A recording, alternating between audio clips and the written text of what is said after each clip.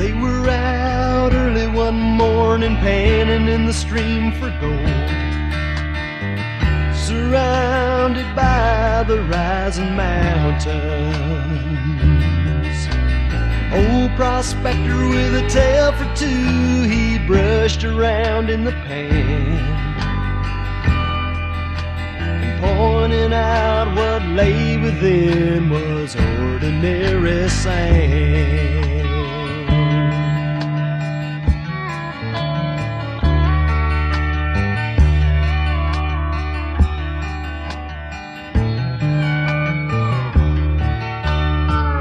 He began with his story about 20 years before, and a younger man who sought his fortune. With a tear or two he told of searching for his treasure, but making known the gold he sought was ordinary pleasure.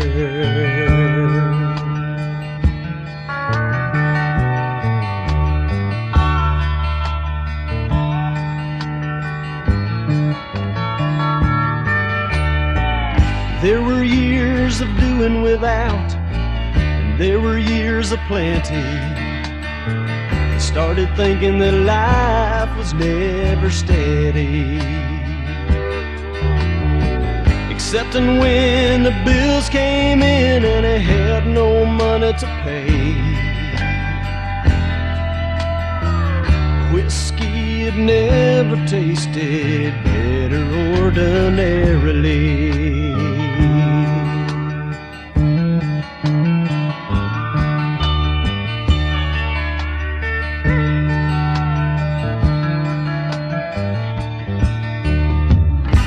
Concluded his story as it filled the air with a laugh, saying how he found the Lord and Savior,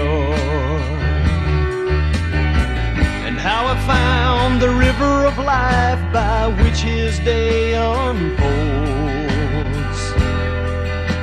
and pointing out what stands within is not ordinary gold, and pointing out what stands within is not ordinary gold.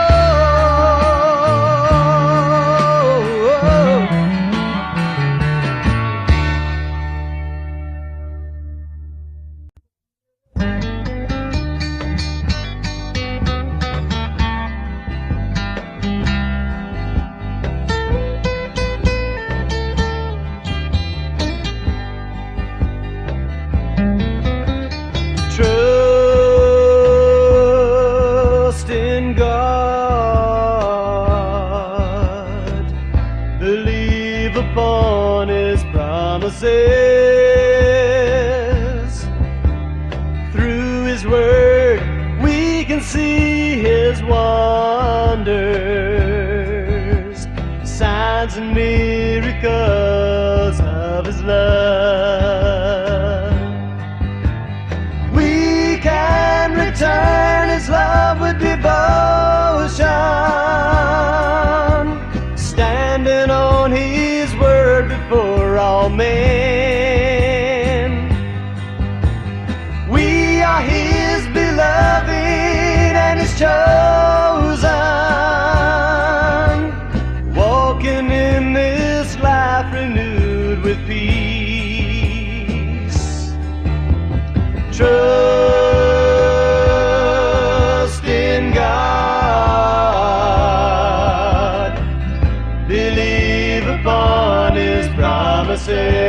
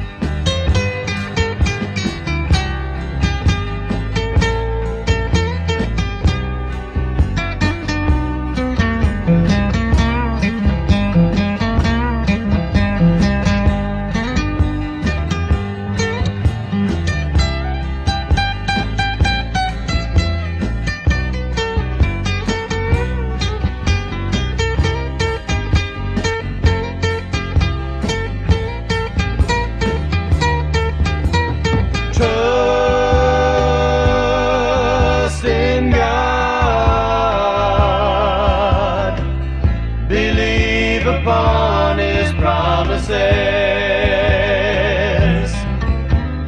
Through His Word we can see His wonders, signs and miracles of His love. We can return His love with devotion, standing on His word before all men. We are His beloved and His chosen, walking in this life renewed with peace. Trust in God,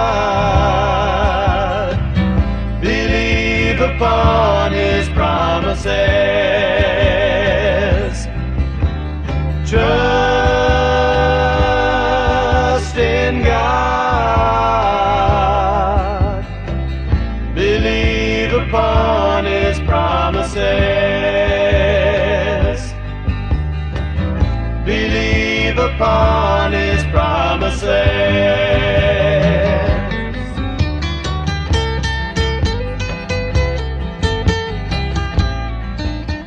All right, welcome. This is Mark Wallace, True North Studio, and the topic today is Barefoot Believing.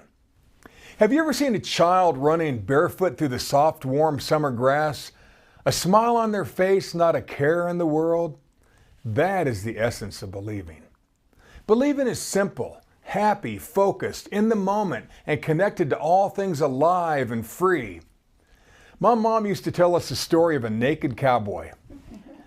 My big brother Brett, when he was about 3 years old, slipped out of the house and was running around our Colorado Springs yard buck naked, not a care in the world. The neighbor lady laughed when she saw him running in circles without a stitch of clothing on.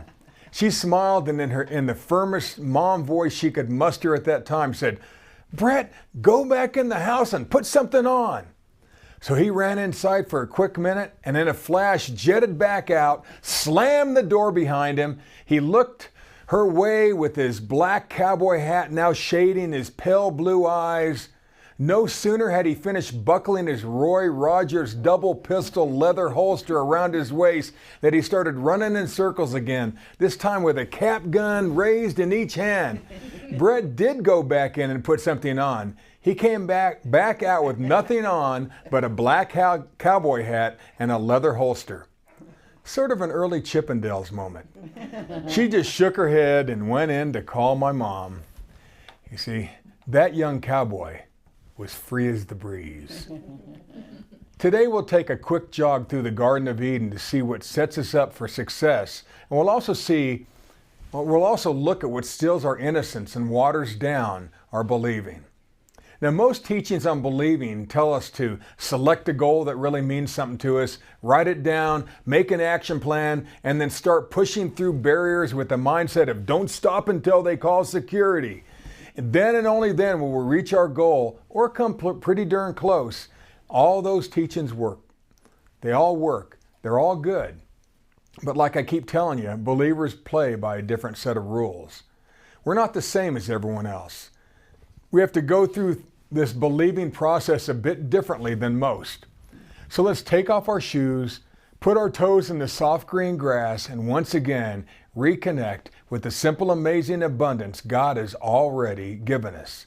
Let's find a way to regain that totally free mindset, which is the essence of barefoot believing. Death and believing. To really get to the root cause of how to improve our ability to believe, I need to kick off this barefoot believing teaching by talking about death. Now, this will not be in any of your self-help and get-rich-quick books. Paul taught us that it's the fear of death that enslaves people their entire lives. This fear of death thing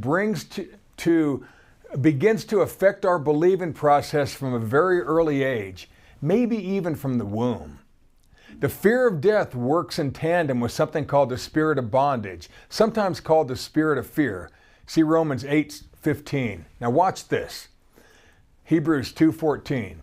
For as much then as the children are partakers of flesh and blood, he, Jesus Christ, also himself likewise took part of the same, meaning he too was human, that through death he might destroy, slow down him that had the power of death, that is, the devil. The word destroy doesn't mean an apocalyptic wipe off the face of the earth kind of destroy. This is not the utter destruction of John 10:10, still kill and destroy. Here the word destroy just means to diminish the power of, or to slow down the devil. Hebrews 2:15, and deliver, release them who through fear of death were all their lifetime subject to or held back by bondage. Now, what does it mean to slow down the devil? What does that mean? What does it mean to be held back by the fear of death our entire lifetime?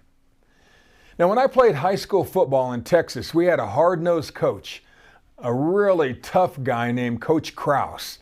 He was built like a fire plug, and he took great pleasure in making us suffer. This guy had been a child during the horrific Berlin bombings in Germany during World War II, and that went on for 5 years. Each time the siren screamed, he had to huddle with his family in some underground shelter, waiting for the next barrage of Allied bombs to shake the earth. This man had a tell. He had a tell. Every time there would be a loud helmet-to-helmet contact, legal and encouraged back then, he would squeeze his eyes shut and he would jerk his head to the right. At that second, he was back in Nazi Germany, back in the Berlin bombings. The war shaped him, molded him, changed his life. Romans 12:2 warns us about this molding of character. Do not allow this world to mold you in its own image. Instead, be transformed from the inside out by renewing your mind. To change our mind away from the horrors we've each faced seems like a monumental task God asks of us. But in that same verse, God gives us a way to transform our thoughts. Like a butterfly emerging from a dark cocoon, it's called the renewed mind. This fear of death has held us back in some ways a lifetime. Now you're saying, no way, Mark, you're wrong, man. I ain't afraid of nothing. I never even think about death, dude.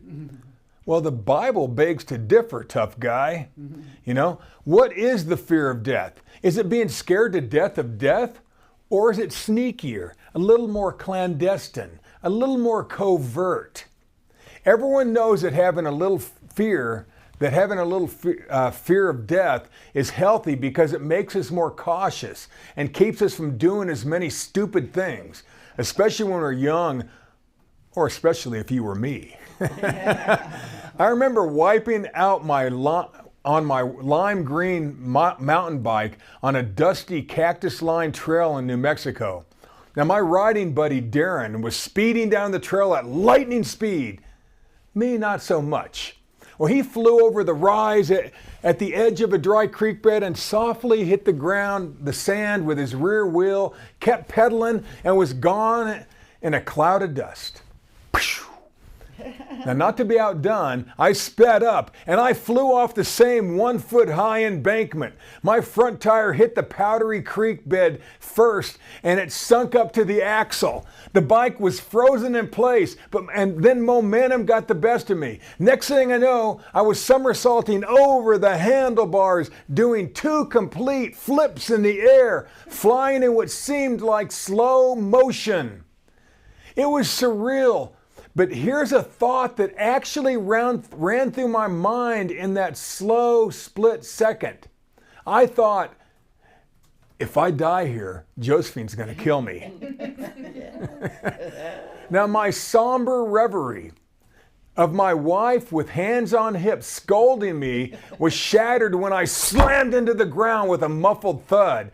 I opened my eyes, still alive, wiggled my toes and fingers, not paralyzed, yanked my bike out of the sand and clipped back in. Just then, Darren, having realized I was not behind him, skidded to a stop and asked if I was all right. Now, other than thinking I almost died and that my wife and kids would have to struggle, I said, I'm fine, let's roll. Actually, that's not quite the fear of death we're talking about in this study. It's funny, but it's not the same. The fear of death is not just end-of-life thoughts. In fact, the fear of death is not just thinking about death, the dying, or our ultimate demise. The devil's smarter than that. The underbelly of death, the scurrying offspring of the spirit of fear, comes at you in many forms and wears many disguises. Now here's a few fear of death thoughts that aren't so easy to connect back to the author of death, but they're nonetheless deadly. What are people saying about me behind my back? Now those thoughts cut into your believing nick by nick until you're a fraction of the believer you once were. Does my life really matter? Well, as you age, this will be a thought, unless you're a narcissist. And I have to deal with that thought all the time. In fact, it hit me super hard this past week. How about, I give and I give and I give. Why doesn't anybody ever give back? Well, now we're beginning to deal with the subtleties of the spirit of death. Am I really living up to my gift, my calling, my purpose? This is the gift that keeps on stealing, especially if you're a believer. The cool thing is, you are, so just keep moving. Now, negative self-talk is a biggie with the fear of death. This one can be deadly. It can and must be controlled. I'll give a few tips later. Now, don't even get me started on survivor's guilt. Some of you military men and women who have been down range know what I'm talking about. I think about how much suicide could be alleviated if this is controlled. Now, what about the much thought but seldom spoken, come on, God, you promised healing? You promised abundance? What's up? Well, that will trap you in that rabbit hole you've been messing around in. You see, these are all players on the spirit of death's team, manipulated by the notoriously effective spirit of fear.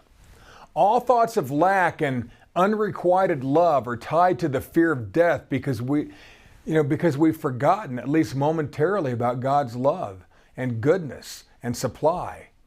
Isn't that what reshaped Adam and Eve and got them kicked out of the garden? They thought God was holding out on them. They traded paradise for nothing. Jesus taught us that our great enemy, the devil's purpose, our adversary's goal is to steal, kill, and destroy. John 10:10. While God is constantly shouting, I'll take care of you, I love you. Now I'm going to scare you a little bit with the knowledge of some modern technology. Now I'm not sure if I've ever laid this out in a teaching before. If today's geneticists, experts on unraveling and understanding our genetic code, and they can sample your DNA and tell if you will have a propensity to a certain disease, certain weaknesses, if they can do it, then so can the devil. Uh-oh, Josephine's eyes are beginning to roll. What are you going to do? She hates it when I talk science stuff. Now here's a newish technology out there called CRISPR-Cas9. Now, CRISPR is a gene editing technology that allows researchers to read and modify the DNA of living organisms. Simplified, CRISPR can edit genes similar to how you can edit movies on your iPhone. Still in its early stages, only 10 years old at this writing, CRISPR has already been used to help fight sickle cell anemia, certain types of blindness, and is beginning to help with leukemia. It's even been used to change the eye color in certain animals just for fun. Now, sadly, in the wrong hands, it could be used to remap the genetics of a human fetus. Now, to me, that's a bit scary. Now, why am I telling you this? Because if humans can read and understand the workings of the human genome, then so can the adversary. He can read you like a book. He can read you like a book. Our adversary can tell your strengths and weaknesses. He's seen it from infancy, from your infancy, or maybe even from within the womb. Maybe within the womb. Again, that's scary to me. What do you think familiar spirits do? Why do you think each of your kids, since the day they were born, were treated differently by society? My kids sure were. Sometimes to the child's detriment, but sometimes not. Where did these fears start? The devil uses all this information against us our entire lives. That's how he manipulates us with the fear of death. Genesis 2:7, but of the tree of the knowledge of good and evil thou shalt not eat of it. For in the day that thou eatest thereof thou shalt surely die. Now much debates raged on whether this death was going to be physical or emotional or spiritual. Now here's something you may not know. The words surely die in 2:17 are actually the words die, repeated. You shall die. Remember, words repeated twice indicate permanence, establishing that thought. Now watch how the serpent mocked God's words by repeating them back to Eve in the negative. Genesis 3:4, and the serpent said unto the woman, Ye shall not surely die. You shall not die. You shall not die. God said, you're going to die. The devil said, you're not going to die. You're not going to die. And in verse 3, Eve made light of this thing called death. This began the life-altering power in the fear of death. Now we know that Adam and Eve didn't die physically. So what died? Was it the Spirit of God that died, or was it something else? Didn't the Spirit of God come back to Adam and Eve in a lesser form a few days later? I think this fear of death thing is sneakier and very well hidden. The fear of death is, in whatever form, is what gives the enemy access. I need to say that again. The spirit of that spirit of death is what gives the enemy access to humanity. Now we need to find our way back to the beauty of that child running barefoot through the grass. Let's continue our barefoot believing adventure with the two most perfect people who ever left footprints on the soft soil of paradise, naked and free. Now let's continue this topic of barefoot believing with the word naked, or some of you say naked.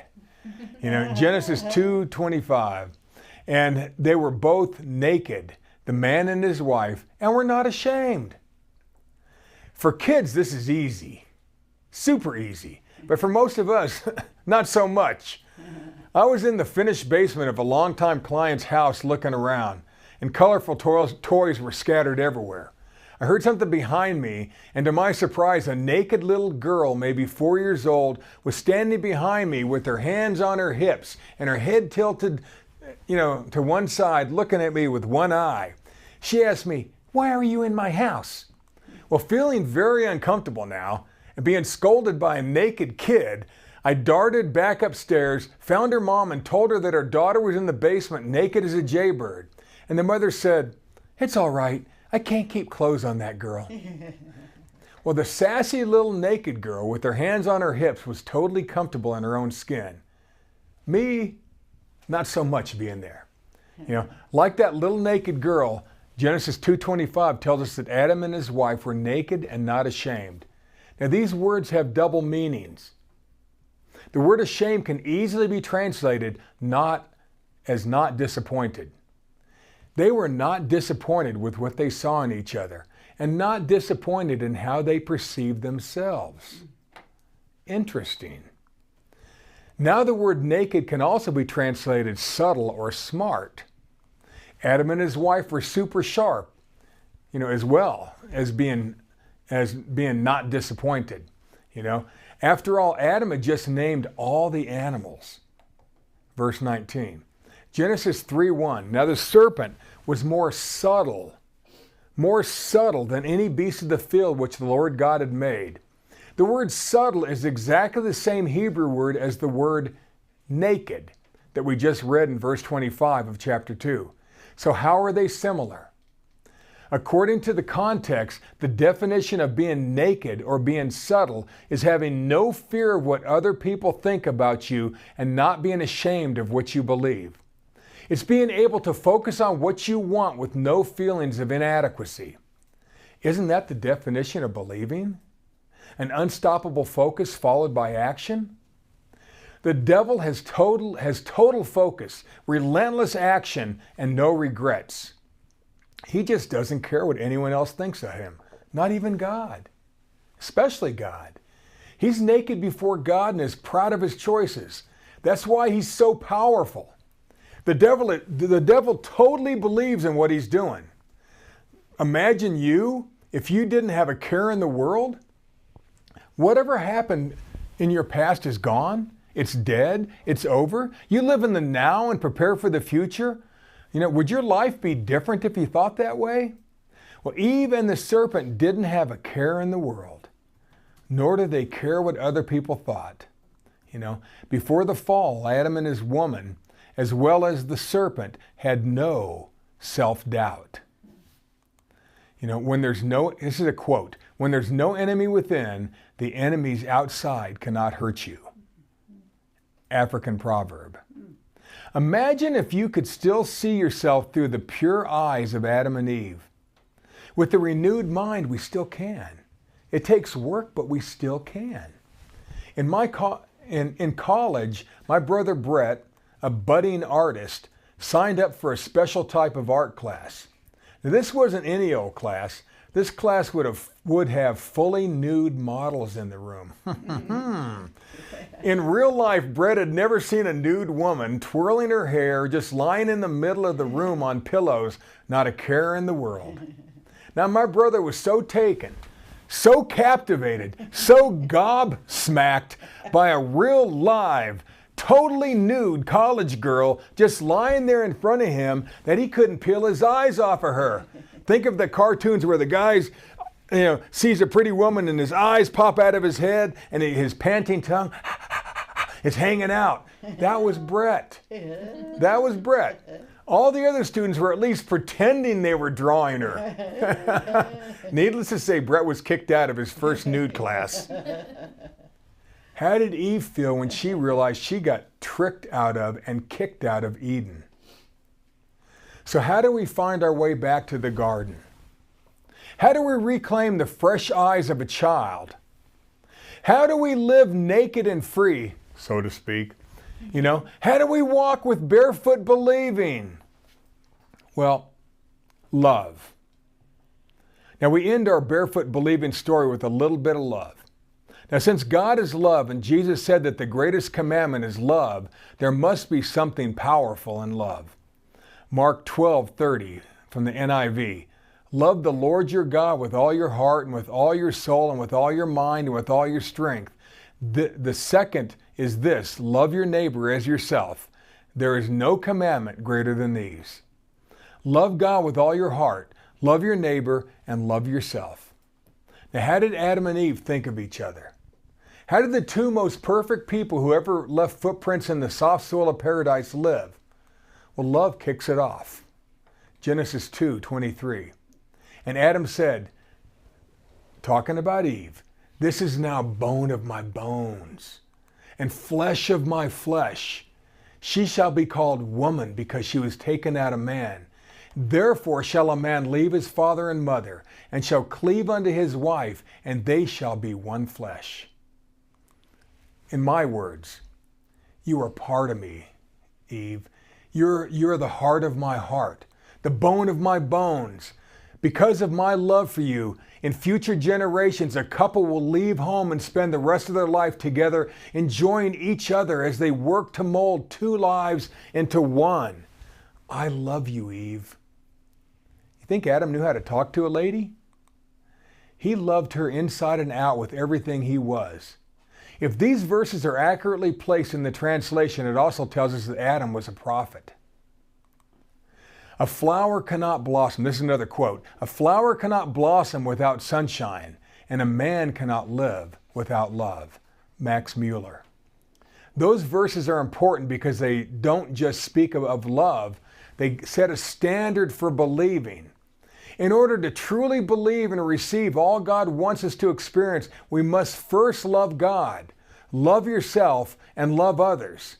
Now I know all self-help, get-rich-quick books tell us to figure out what we want and then go get it. Well, this is true. All I'm trying to say is to really appreciate life and the abundance God supplies, we believers will be much better off if we love God, love others, and love ourselves. The much used 1 Corinthians 13 summed up love with the following qualities. Love is patient. Love is kind. Love is not jealous. Love doesn't need to brag. Love is not arrogant. Love never acts inappropriately. Love does not seek its own. Love is not provoked. Love does not allow itself to think evil. Love never delights in evil. Love always rejoices in truth. Love bears all. Love believes. Love gives hope. And love can endure anything. Paul closes it out well when he says, "And now abideth faith, hope, love." These three. But the greatest of these is love. 1 Corinthians 13:13. Without love, we will never have true barefoot believing. With love, we can have it all. There are two main types of love, brotherly love and God's love. Brotherly love, phileo, was considered the highest form of love to the Greeks. It's where we give to each other. It's a love that stems from reciprocation, from giving back and forth. We see this in marriages, on teams, in business. It's the foundation of friendship. It's that full sharing that we all love. You see, now God's love, agape, is different. It's given freely and requires no reciprocation, no recognition, and no giving back. You don't have to give back to a person who's walking with the love of God. This goes above and beyond brotherly love. We see this with moms dealing with a hateful teen. We see this on the battlefield when someone lays down their life for their brothers in arms. This agape love is a little piece of God. The love of God continues for better or for worse, no matter what. It doesn't waver when circumstances change. Agape love commits to you for life. Phileo love will quit when the other person quits. 1 John 4:19 said, "We love because he first loved us." Romans 8:28 states, "And we know that all things work together for good to those who love God."